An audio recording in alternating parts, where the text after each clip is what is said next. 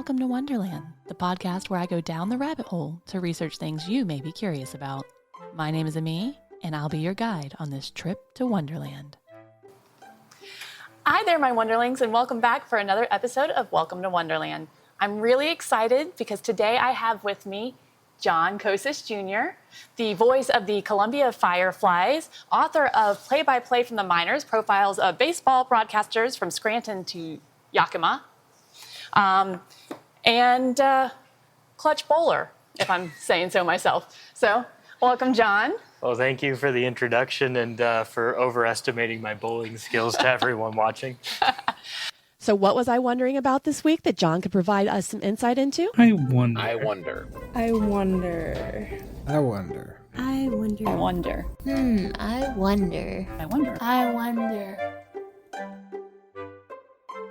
John is the play-by-play announcer for the Columbia Fireflies, and we're going to spend some time venturing down the rabbit hole this week with him as we learn more about sports broadcasting. Before we get in too deep, let's hear a little more about our guest. Yeah, so I grew up in Cleveland, Ohio in the late 90s, and I was left-handed, so I wanted to be Jim Thome for the longest time. And I think it was about 4th or 5th grade when I realized I wasn't going to hit 600 home runs in Major League Baseball. And that journey led me to where we are today, just talking about baseball for people to listen to and telling the stories of all the people on the field. Excellent. And we'll actually come back to that because one of the questions is a little bit about that. So in Welcome to Wonderland, I don't know if you ever listened to it, but what we do is I kind of take a topic, I explore things that people may wonder about it, and then put it out into the world. And these interview type ones, I've done in a couple of different ways, but likely what I'll do is I will still go back and do some research on sports broadcasting and the history of sports broadcasting and all of that, and splice it all together for this episode. So to start, John and I very quickly went over some of the highlights of sports broadcasting history. So a quick overview of sports broadcasting. The first sports broadcast is likely the 1899 America's Cup broadcast by, Marconi, can't say that first name, from New York Harbor. And here are some of the other early milestones. 1911 was the first pre-recorded sportscast in Kansas, where a group recreated football plays based on telegraph. 1921, the first broadcast of a sporting event, a 10-round boxing match between Dundee and Johnny Ray at Pittsburgh's Motor Square Garden. 1939, the first live broadcast in the United States, a college baseball game between Princeton Tigers and Columbia Lions, was on NBC. And then in 2018, John Kocsis Jr. starts calling minor league baseball games. For the West Virginia Power, yeah, there we go. So that brings us up to the history. Obviously, by the time you were doing it, I said early on they started out recreating telegraphs, and we're just basically broadcasting that over radio. And now, and we'll get into a little more, but it's things like webcast and streaming and all of that. So it's an entirely different world now. And if it's fun, it's kind of funny that you mentioned that too, because Al Michaels, who started off at the University of Hawaii, actually did those broadcast recreations when he was there quite a bit. So he was going through the telegraph and just doing that. And there are some people in minor league baseball like Jesse Goldberg-Strassler with the Lansing Lugnuts who pay tribute to those people each year and do one rebroadcast game each year. So something that is actually still idolized a little bit, still looked at a little bit. And I did not know there that. are certainly broadcasters who, although Al Michaels has been doing it forever since Miracle on Ice, who are still active, who had to start off doing that in their career. Oh, you are a plethora of knowledge. To give a little more context to our conversation, I'm here with some additional information from the rabbit hole. I started out talking about the America's Cup in 1899, which was broadcast from the New York Harbor by Guglielmo Marconi. If you listen to Welcome to Wonderland episode 13 on radio, then that name may sound familiar to you. If you haven't, go give it a listen. It is honestly one of my most favorite episodes. I learned so much researching it. So that everyone is on the same page, though, Guglielmo Marconi was, among other things, an Italian engineer and inventor who created the practical radio wave-based wireless telegraph system. His work essentially laid the foundation for the future of radio, television, and all modern wireless communication systems. After Marconi and the America's Cup, I then mentioned a recreation of a football game done in Kansas in 1911. The game was played on November 25, 1911, between Kansas and Missouri. Western Union, a telegraphing company, reportedly ran a telegraph wire from Columbia, Missouri, to Lawrence, Kansas, where people were waiting to reenact the telegraphs on a large field model with players, and was shared to over 1,000 people via sound waves. This was very different than sports broadcasting as we know it now, as no one involved in the recreation was at the game or watching it live. After I mentioned this, John shared a little tidbit about other broadcasters who paid tribute to this initial way of broadcasting by doing recreations. I went down a little rabbit hole and learned a little more about this.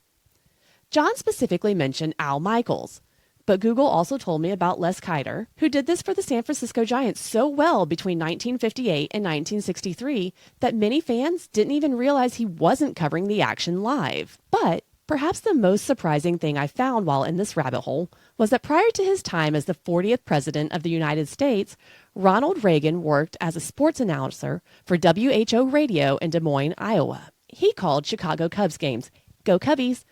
But since he was not at the game, he would recreate the action by reading off of a telegraph, which included plays transcribed from Morse code from a telegraph operator.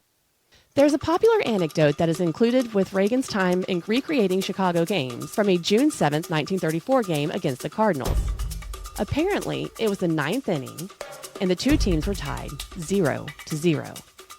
A batter by the name of Billy Burgess faced up against pitcher Dizzy Dean, and the telegraph line went dead. To avoid losing his audience, Reagan improvised a streak of foul balls that went on for 12 minutes until the wire came back. It turns out I could keep going on about Reagan's sports broadcasting career, but this episode isn't about him. So out of this rabbit hole and back on topic with us. After these recreations, I glossed over what is probably the first really real broadcast that is close to what you think of when you think of sports broadcasting. The 1921 matchup between Johnny Ray and Johnny Dundee. This event on April 11, 1921 was a broadcast over the radio through KDKA, live by a sports writer named Florent Gibson. Reportedly, the 10-round match wasn't actually very exciting and ended with no decision, but it marked a real change in the way sports world would be brought to the masses, with the Associated Press reporting that radio operators were treated to the action of the ring battle with all of the realism of each blow and each bit of ring strategy enacted in the instant that it occurred. Radio brought the sounds of the conflict, the clang of the gong, and the shout of the fans. This broadcast between Dundee and Ray was just the first of many to come. Eventually, these play-by-play accounts would be heard on television in addition to the radio. And now, people can listen to games with a touch of their fingertips on their smartphones. And as people have such ready access, it may make them wonder about the voices behind the calls. Join me as we pop back into my interview with John Kocsis Jr. as he answers some listener questions. And some of mine. Okay, so we're going to go ahead and get into some of the questions because I know we're pressed on time. Guys, we are here at Sakura Park, which was the 2016 Ballpark of the Year. It's the world's happiest place. Some people say it's Disney, but it's not. It's right here in Columbia, South Carolina. But it's also when they do their Christmas lights. So we've got to be out here on a specific time. So we're going to kind of move through this. So first up, I've got a question from Cheryl. And I'm going to play it for you here. Hopefully you can hear it. I guess the general question is, how did you get into sports broadcasting? Is it something because you played baseball and you loved it so much and you said, I want to just keep doing this forever and ever? Or is it something you said, no, I want to be a sportscaster and do you go to school for that? Do you get a degree for that? Hey, Cheryl, yeah. So as I said kind of at the top of the show, I wanted to be a baseball player forever. I wanted to be Jim Thome specifically. It didn't work out so well. But then, yeah, I absolutely went along. And at first, I just thought of things I was good at. I was really talented at writing when I was in 5th, 6th grade, got good test scores in reading comprehension and stuff. So I wanted to be a sports writer. Became the editor-in-chief of my high school newspaper. And whilst I was there, I was kind of thrown into a couple of really fun opportunities. One was that our basketball team made the state tournament a couple years in a row. and I got interviewed on ESPN about our basketball team. And then I utilized that to have a couple week-long internship with one of the ESPN Cleveland broadcasters. So to be able to do that kind of transitioned me from written to looking at things more through a broadcast standpoint. I went to Ohio University for broadcast journalism, so same type of thing you'd go through to be on the news at night or to go ahead and be a PR person for a local ad agency. Similar types of skill sets, similar types of learning, just like, if you're a kindergarten teacher or you're a college professor, you're still going to be going through similar courses and get a similar degree. So there is indeed that. And I think it was my sophomore year, I had an internship in college where I broadcasted for the Southern Ohio Copperheads. And while I did that internship, I traveled on the bus for the first time, and I got to call 45 baseball games over the course of 2 months. And at that point, I said, okay, this is definitely what I want to do professionally. If I could find a way to get paid for this, then I'll be in the clear. And it took some time, but after a couple of years in minor league baseball, I found the Columbia Fireflies, and I've been here now for about 5 years. And I'm glad you're here. I know that you went to school for this, but is it something that is kind of a required course of action? Like, can someone get a job doing play-by-play without having had a formal education? Yeah, Marco Lanave with the Akron Rubber Ducks, that's AA for the Cleveland Guardians. I believe he has a degree in biochemistry, and he's the broadcaster for the Rubber Ducks. So certainly without a degree or with a degree in something else you could, but at the end of the day, it all comes down to experience. In play-by-play from the minors, you'll read some stories from Rob Ford, who's currently the Houston Astros broadcaster, and he said that his first tape was sitting in the bleachers at a Yankees game because he's from the Bronx. So he sent that tape out to a bunch of people to get his first internship. There's no one way works for every way path to minor league baseball or to broadcasting in sports specifically, but at the end of the day, getting your teeth cut in calling sports, whether that's your little brother's t-ball team or whether that's going to a Yankees game, is definitely going to be the best way to see if you've got the stuff. Awesome.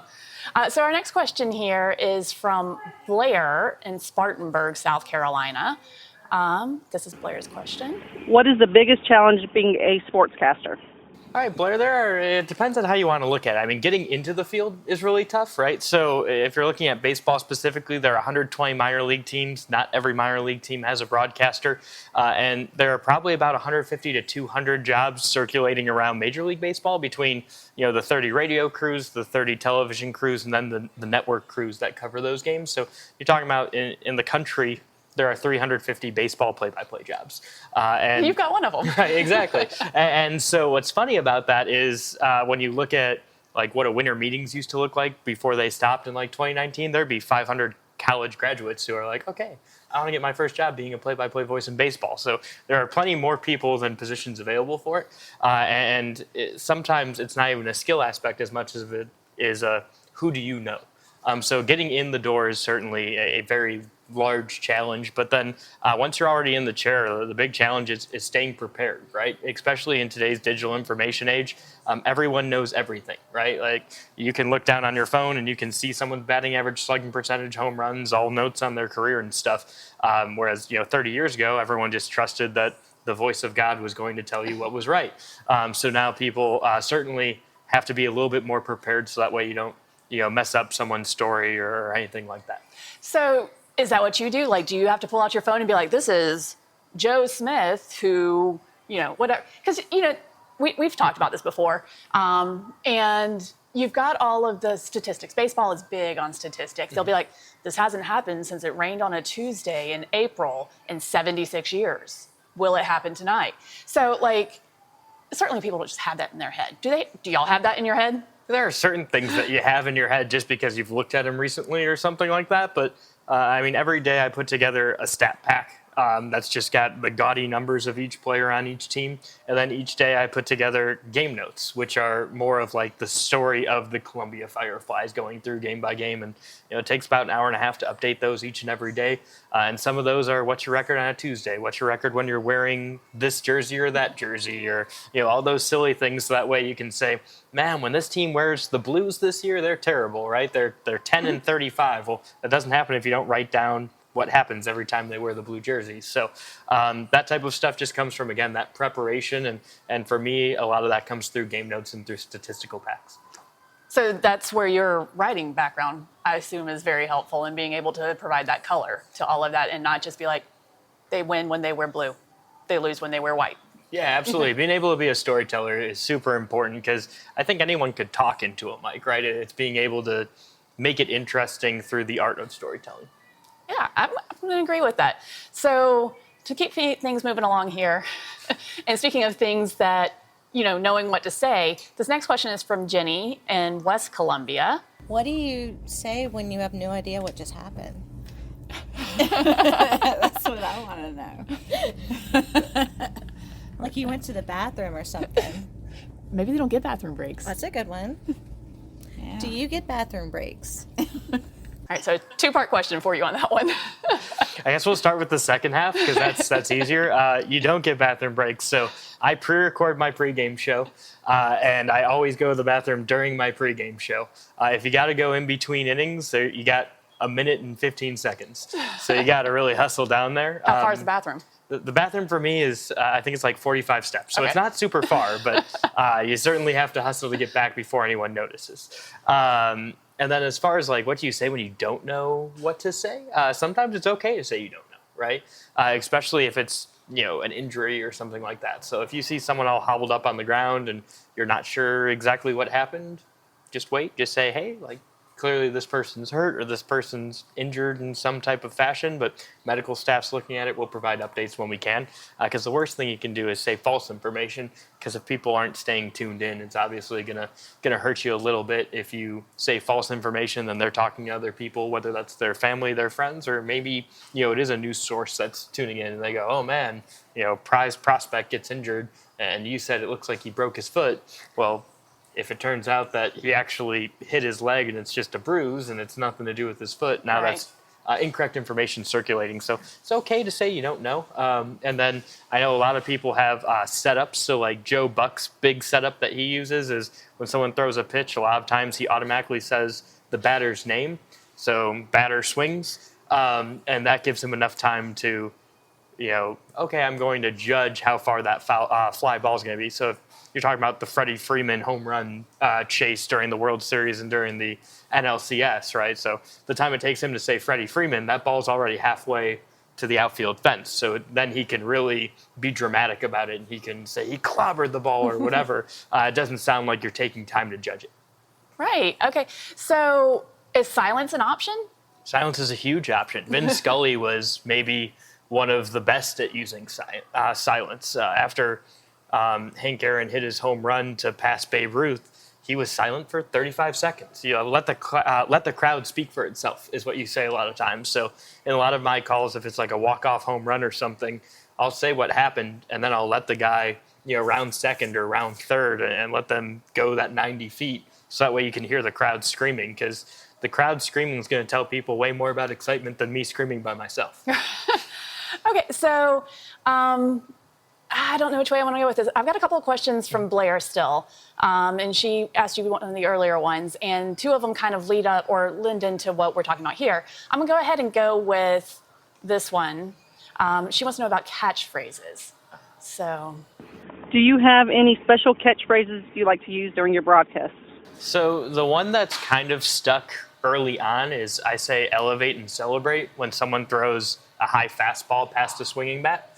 And that one's gotten a lot of people to say, like, oh, that's really cool. Tough thing is finding something unique, right? You could say touch 'em all, but that's already been done. You can say my, oh, my, but there's a famous call from a Seattle Mariners broadcaster about that. I could say all of Tom Hamilton's phrases that I listened to growing up, but it wouldn't be my catchphrase, right?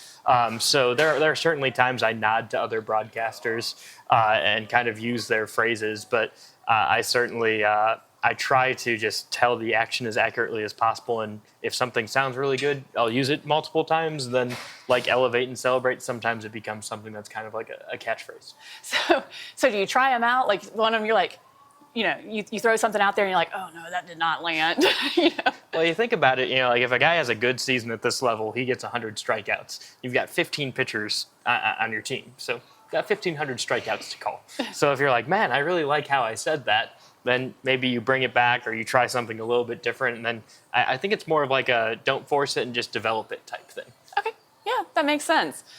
I feel like we're just going back and forth real quick with these questions.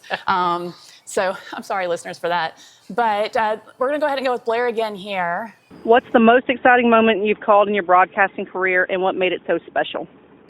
So this one is really fun from back during the pandemic, right after the pandemic in 2021.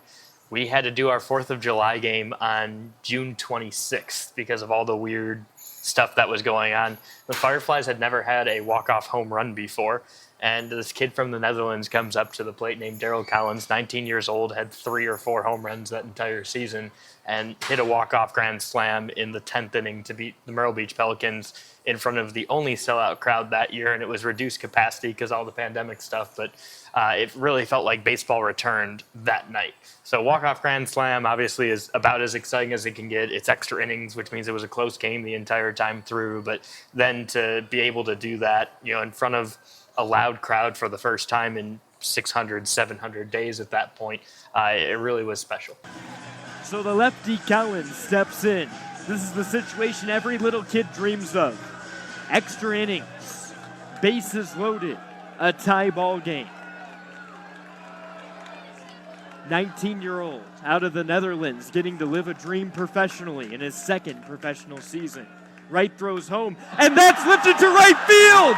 It's a walk-off grand slam from Daryl Collins. That's the ball game. Columbia wins it. 3 Gatorade coolers on the field. They're waiting for the lefty to come around. The first walk-off home run in Columbia Fireflies history. He slams the helmet around third, and there it is. The Fireflies win it.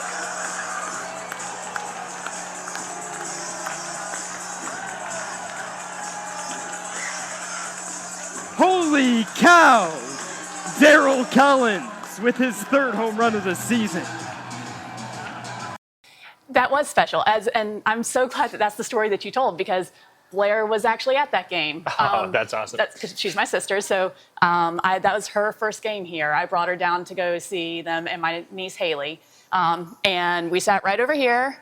And they also had a foul ball hit the outpost the foul pole, so that was a free Howard. Chick-fil-A sandwich that night. So we got a free Chick-fil-A sandwich, and then it was that walk-off home run over there. So your most exciting play, she was actually here to experience. Well, and Blair, that is still the only ball that has hit that left foul pole off Ed Howard's bat. Lisandro Rodriguez hit one off the right field foul pole this year, but those are the only 2 that have hit a foul pole in Fireflies history. So I didn't know that. Look at that. We experienced a great game, Blair. So part of coming to the baseball games and what's fun about them to me, is the culture of a minor league game. You've got all the games in between, the mini games, the things like that.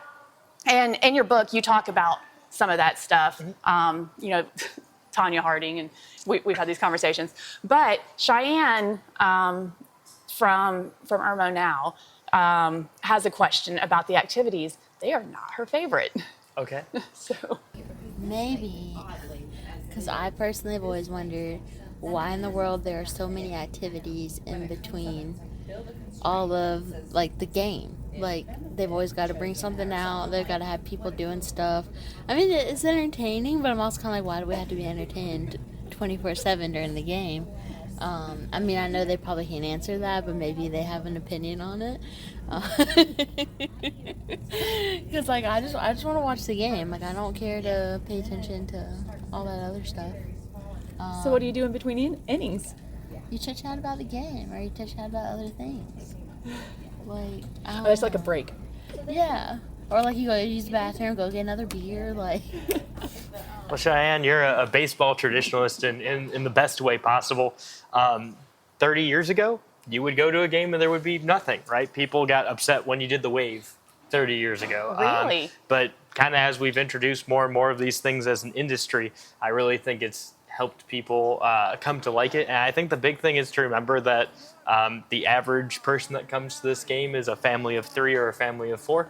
And it's really hard to drag a 6-year-old and keep them entertained for 3 hours. So if you're able to have someone throw in T-shirts to get the kid excited, if you're able to play a song and tell the kid to dance along to that song, I think it's something that really adds to their experience, and it gets families to come out more and more frequently. But I think also it doesn't have to be kid-oriented. Some of my favorite promotions were back when I was in West Virginia. We did Redneck Night. We did what was it called? Something Monday. It was Mugshot Monday. There we go. Yeah. Where we had some guy hopped our fence and ended up stealing a bunch of stuff from the ballpark. He got arrested wearing a Power jersey, had some train tracks trying to sell it off. So we allowed people to bring in mugshots to get free entry to the ballpark that next night. So I think just that creativity, having fun. It's great for kids, but it's also just great for people who might not be the biggest baseball fan. Not everyone's a season ticket member that'll go to 66 straight games, but maybe having Bluey out is a reason that a family of 4 might want to come to Sager Park and have some fun. Right. Well, and I like the games. I mean, I got to do one on my birthday. Was that last year? Not this past birthday before. Your 40th. No, it wasn't. Your 30th birthday. Yeah. No. Not this past birthday before. Barrett got me on the list. So I got to play one of the games up on the dugouts. I got to guess the Lowe's bag.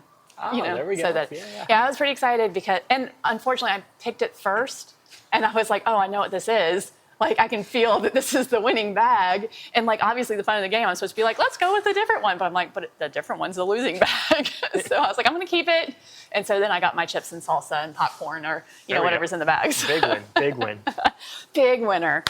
All right. So Blair had a question about who's your favorite athlete to call? Like, you just really enjoy watching them play and calling what they're doing. That I've gotten to broadcast for, it was O'Neal Cruz when I was back in West Virginia. 6'6", 18-year-old who was playing shortstop. Kind of just a freak of nature athlete. He got traded from the Dodgers to the Pittsburgh Pirates at the trade deadline. The Pirates have a rule where if you haven't gotten major league playing time, you kind of have to look like you play for the Yankees, so you can't have the long hair, you can't have the beard or anything like that. And he came from the Dodger system, so he had these long dreads and didn't speak any English and showed up first day to batting practice. And he, in West Virginia, it would be like hitting a home run over that right field fence right there. But then there was a street, and he hit it over the street, and then he hit it to a parking lot where there was a CVS, and it was 7 rows deep into the parking lot. One of my game days was out there. Sitting on the phone, almost got hit by it. And holy cow. He called me and was like, who hit that ball? There's no way. That had to be 500 feet. And it was O'Neal Cruz. And he had a flair for when you needed something to happen, he made it happen. Super strong arm. In fact, now that he's in the majors, we can measure how strong it is. This last year, he had 2 of the strongest StatCast throws for a fielder in all of Major League Baseball and has had some of the best exit velocities. So it wasn't just like seeing it at the single A level with this 18, 19-year-old. It was now watching him in the majors going, man, this kid grew up and is still outperforming everyone else. That's really neat. So in a dream world where, it's not reality, if you could pick a player that you could call their game for, like you could call anybody that you wanted, past, present, doesn't matter, who would it be? That'd be tough. A couple would pop off pretty quickly. I think it'd be really cool to see Satchel Paige in his prime before he got to get integrated. Fantastic pitcher, ended up pitching for the Cleveland Indians back in the 40s, but really didn't start pitching in the majors until he was well past his prime because of segregation. So I think it'd be really cool to be able to call him in an ideal world where baseball was together, not segregated, in his prime, being able to strike out guys like a Babe Ruth or strike out like a Mickey Mantle. That way you could say, hey, this guy really was one of the best pitchers of all time. Jim Thome would be really cool just because he was my childhood idol growing up. And then Francisco Lindor kind of really got me into baseball. The Indians drafted him my senior year of high school in the first round. So then when I was in college, whenever he made it to a new team, I would make it my goal to visit that team. So he started off in Mahoning Valley in short season, and I went to Mahoning Valley for a game so I could see him. Then Lake County was only 10 minutes from my house, so I went there. And then when he made it up to Akron, it was 45 minutes from my house, so I went there and got to see him at each step until he made it to Cleveland. And then I started working in I started working in minor league baseball 2 or 3 years after that. So That's really neat. So you already talked about the competition for broadcasters and that it's a competitive job market. And is it like a job market though? So can you be traded to a different team? Like, or is it literally you just go and apply someplace and that's where you work, and then at the end you're like, all right, here's my 2 weeks notice, I'm gonna go work at this other place. Do you get poached? Like, is it like a job, like in the traditional sense, or is it more like being in the world of athletics? both. So there have been broadcasters who have been traded before. That would not happen on like a minor league team today with the way that it's set up. But I can't remember the guy's name, but some guy in like the 50s was traded for an actual player. Only broadcaster be traded for an actual player. I'm going to interrupt here so I can give some context to this question on broadcasters being traded. It looks like the situation that John was referring to was a broadcaster by the name of Ernie Harwell in the late 1940s.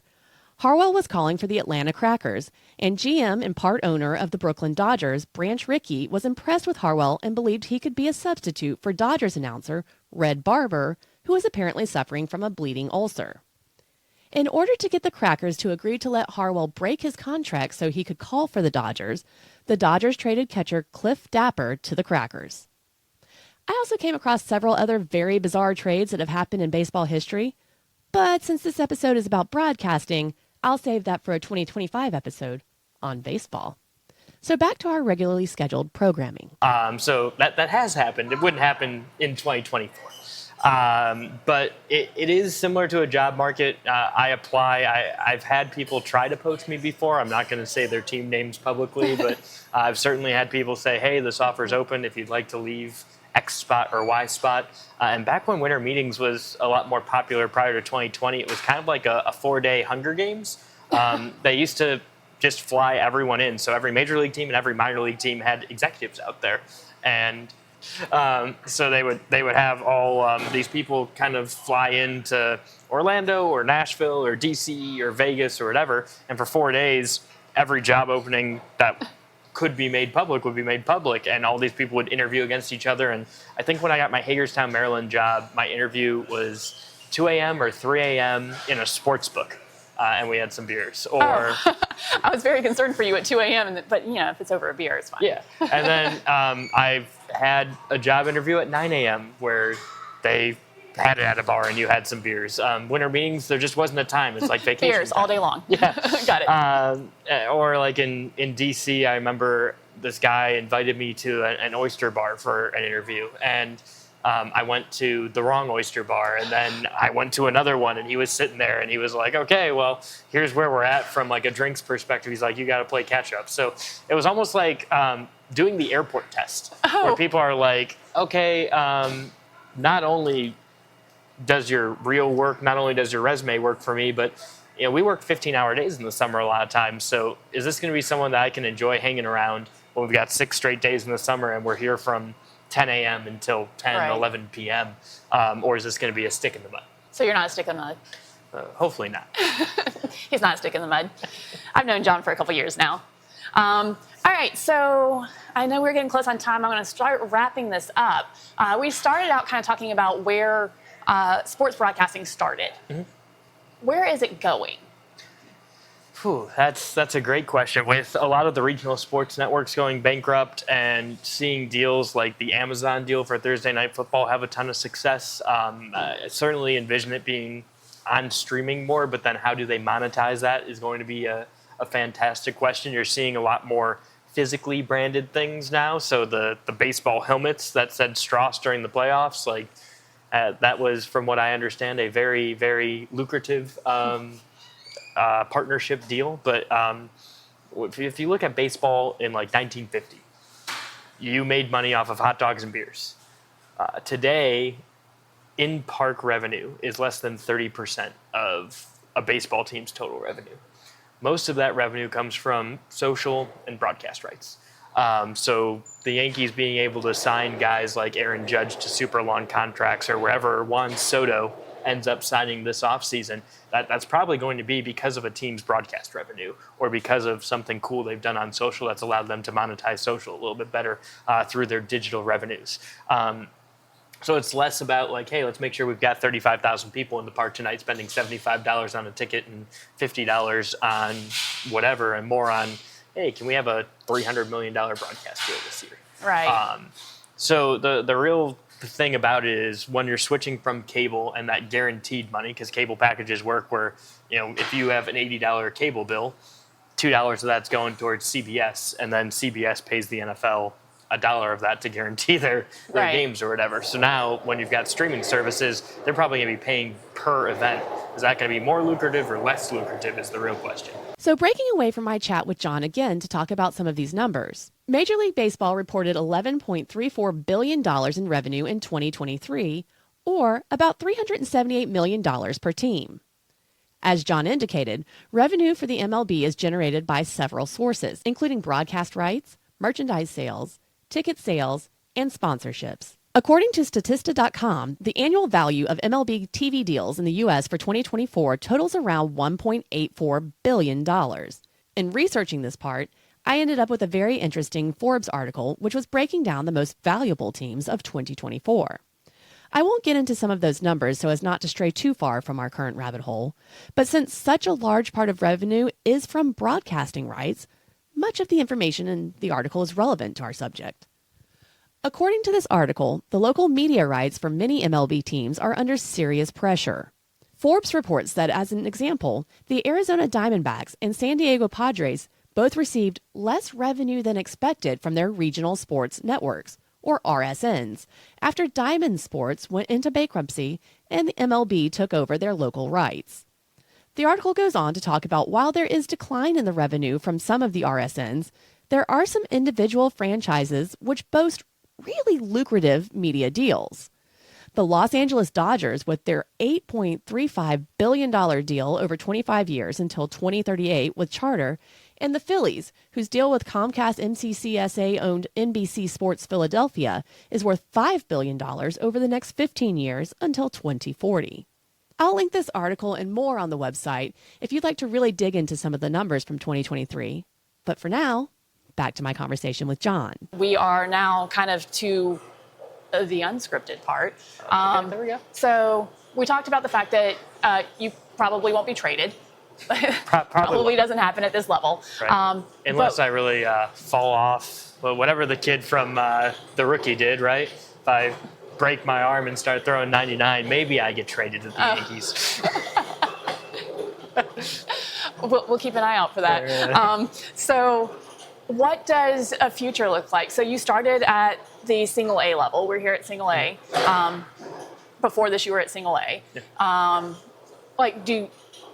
Do you move up? Or is this good? For you personally, as a sports broadcaster, are there ambitions of going up to different levels the same way as a minor league player would want to go up to, up the ranks and get to the show?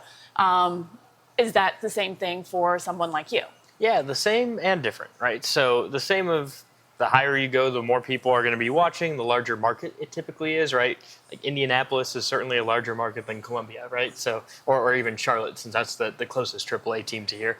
So there's always the want for more people to be watching you, and obviously if there's more stuff being seen, then there's more money in it and stuff like that. So that's obviously something that I think everyone strives to do, but it's got to be the right move and it's got to make sense. When I first broke into minor league baseball, I said I'd give myself 4 years to get a full-time job with benefits. And the rationale behind that was I was 23 years old, so that 4-year mark was when I would have to start paying for my own insurance, if it wasn't for an employer picking it up. And for the kids listening at home, I had to look it up because it was close. It's like $600 a month. So you certainly want to find an employer to help you pay for that. But when I was kind of going through all that stuff, I said, okay, how am I going to break in? First, I'm going to get just any internship. So 2017 was my first year in baseball, but I was a video production intern.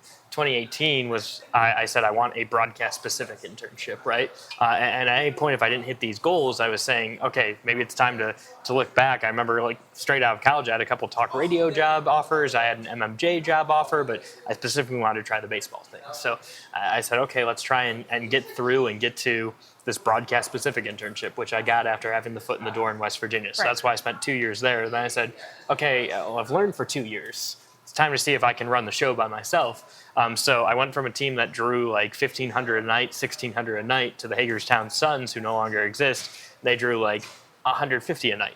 And so a lot of quiet ballparks, but fantastic staff there. And, you know, it was just the difference between Columbia and Hagerstown is money in, right? So it's, you know, Columbia has 30 front office staff members who are all making sales calls or who are all doing marketing initiatives to make things really fun here. Hagerstown had 5. So you're just not able to pour as much effort in every game. So there are some games where, you know, 30 people come out and you're, you know, calling a game and more people are listening on the radio by far than are physically in the stands. So, you know, when I was in Hagerstown, I knew it was a temporary thing. I was happy I had a number 1 job. I thought I did a really good job there. And I said, okay, now I need to find a market that I can be in for a while. And that's when Columbia came, right in time for a worldwide pandemic. So I moved to Columbia. Terrible time, by the way, to enter the job market. So I moved to Columbia in February of 2020, and the world shut down like 2 weeks later. Fortunately, we have a fantastic, John did it, y'all. have a fantastic ownership group, have a fantastic leadership team here that really helped us out throughout the pandemic, and we made sure that everyone was, you know, going to make it through the pandemic together. And you know, I think when I first got here, I said 5 to 7 years was kind of where I was looking at before I really wanted to look at those AA, AAA, and you know, maybe one day down the road, major league opportunities. And you know, it's one of those things where I'm really comfortable here. Got a great setup. I've got, you know, a ballpark that draws, so it's always exciting to be here. But you know, if the right opportunity were to come along, it'd be really hard to say no. Right. So, what's a team that you would never want to call for? Like, just for your own personal, like, so for me, obviously, it'd be the Cardinals. But, but like, I just don't think I could do it. But is there any team that you're just like, no, totally not out? If they were like, we will give you $6 million to call these games. So what's funny is I feel like some of the Carolina League rivalries for me hit home more than the Major League rivalries. So like Cleveland, you know, they ran the AL Central for the first 15 years of my life, and Detroit was really bad for a while, and Minnesota was really bad for a while, and the White Sox are still really bad, and the Royals go up and down. So Cleveland doesn't have that true rival like you've got Yankees, Red Sox, or Dodgers, Giants, right? So there's no baseball team I grew up hating.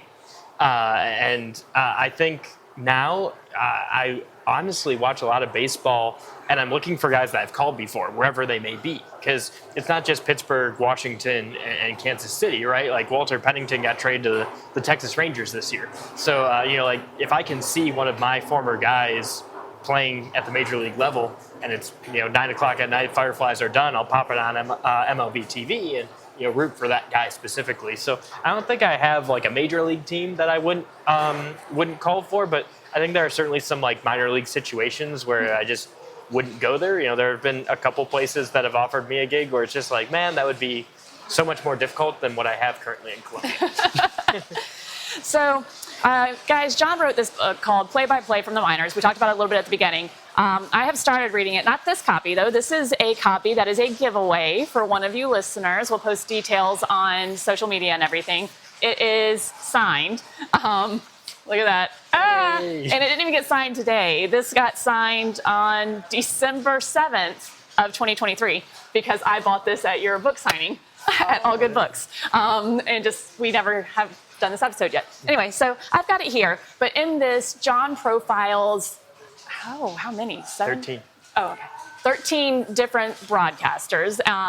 So tell us a little bit about this before we close out tonight. Yeah, this was my big pandemic project. This was, I moved across the country and I was told we were going to shelter in place for, what was it, 3 weeks was the original 2 thing? weeks or something, yeah. And so I said, sweet, in 3 weeks I'm going to visit as many parks around Columbia that I can. I'm going to go camping a couple times and see what happens. And then, after a couple months of that, I had visited all the close places to visit. I had hiked wherever I could hike, and I said, okay, I got to figure out something to keep myself busy, something that's challenging. And I looked at the AAA level, and I believe it was 7 AAA broadcasters out of the 30 had written a book. So I said, that might be a cool thing to do. And I obviously know a lot of broadcasters, but I wanted to be able to network a little bit more while we were all kind of staying stationary. So I started off and I talked to a couple people I knew, and then I asked them if they knew of anyone they thought would be someone that would be a good fit to talk and tell some stories. And I think it was only 3 or 4 months of actually writing the book. Then it was finding a publisher and editing the book, and then the publisher wanted me to add 2 more chapters and 10,000 more words, so it was rewriting and starting to get through that process again, and then it finally got published in 2023. Well, for any of you guys who are sports fans, it reads really easily. You are a good writer, so good job on that. I'm not, like I said, I'm not all the way through it since 2023. I don't know what happened. But anyhow, so it does read really easily. It's very interesting. You hear some really neat stories in here. And so if you're a lucky winner, then I will get this to you. If you're not, then you can pick it up on Amazon. Amazon, McFarland Books, Barnes & Noble online, Books A Million online. So plenty of different options depending on if you're a member of any of those and you get a special discount. All right. So I really appreciate you doing this with me. I know that we've talked about doing it for a hot minute now. Obviously I love being out here at Segra Park. I'm not a full season member, but I'm a partial season member. And then I always pick up extra tickets throughout the season because I love being here. It makes me happy. All my stress melts away. I love watching games. We sit down there in the first row, right behind home plate. Barrett whistles up at John, who sits up in the booth behind us. But I love being here, and I'm so glad that y'all made your acquaintanceship so that we can make our acquaintanceship. And then, now we're friends. Absolutely. Who bowl together on Tuesdays. Right. But it's a fun place to be, and you have a very cool job. So I'm pretty jealous of that. But we're going to go ahead and close out for tonight. Is there anything else that we didn't touch on that you kind of hope that we would, or anything else that you'd like to say? Well, first, just thanks so much for having me. And for those of you who might not be able to go to a Fireflies game but still want to see a me, you can certainly tune into our broadcast, and she's always available. That's true. You can when see they me. see the batter. So you can check out the Fireflies And they and would see hear your you, favorite right? podcaster. Yeah, you would hear me while doing that. So you can check out the Fireflies, see your favorite podcaster. It all works. Yeah. All right. Well, then that is all I've got. So thank you for tuning in with me, my Wonderlings, as we got to go down the rabbit hole of sports broadcasting with John Kocsis Jr., voice of the Columbia Fireflies, single A affiliate of the Kansas City Royals. Until next time, be safe, be kind, and stay curious. The Welcome to Wonderland podcast is copyrighted by Ami Bland and is part of Big Media. This podcast was recorded at the 2016 Minor League Ballpark of the Year and home of the Columbia Fireflies, Segra Park in famously hot downtown Columbia, South Carolina. Any thoughts or opinions expressed as a part of this production are those of the hostess, unless otherwise indicated. Subscribe to this podcast wherever you get your podcasts. Please follow, like, and share this podcast. Find Welcome to Wonderland on Facebook at Welcome to Wonderland the Podcast, and on X, the app formerly known as Twitter, at Wonderland_pod. Check out behind-the-scenes moments and other videos on TikTok at Wonderland Pod. And finally, check out pictures, additional information, and go further down the rabbit hole on our website at www.wtwlpod.com. To submit corrections, additional information, or requests for the episodes, please email the hostess at welcometowonderlandthepod@gmail.com.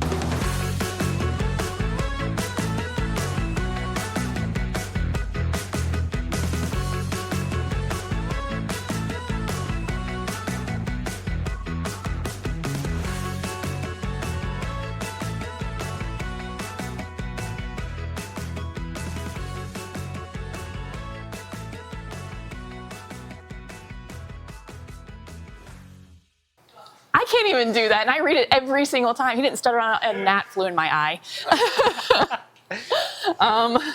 But like I stutter, I'm like, and you're like, I've never seen this text before in my life, but I'm just going to do it flawlessly. I guess this is what you do for a living. The preceding podcast is a product of Big Media and copyright 2024, all rights reserved.